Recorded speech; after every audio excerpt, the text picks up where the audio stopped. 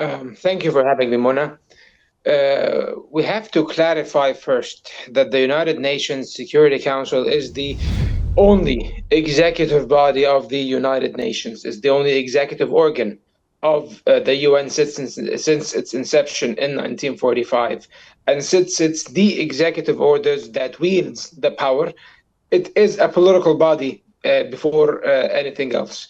And of course, the power of the Security Council is exercised by the member states, primarily the five permanent member states: the United States, Russia, China, France, and the United Kingdom of Great Britain and Northern Ireland.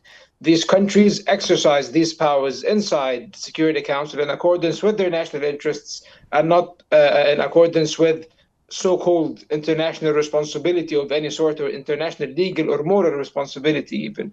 So when it comes to Gaza and Lebanon and the occupied Palestinian territories in Lebanon, and the common feature of all of this is the Israeli aggression against these countries, the United States never shied away from exercising its veto power inside the United Nations Security Council in order to protect Israel.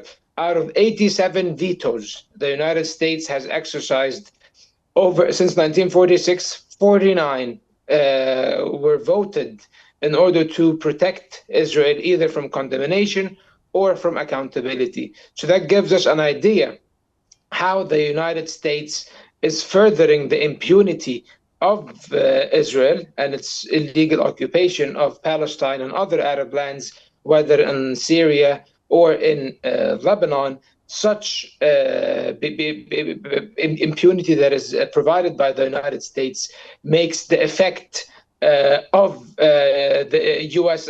Veto powers on the conduct of the Security Council deleterious, destructive, harmful, if you understand me. So I think it renders it in such situations that it should exercise its powers in times of war, on conflict, on many occasions.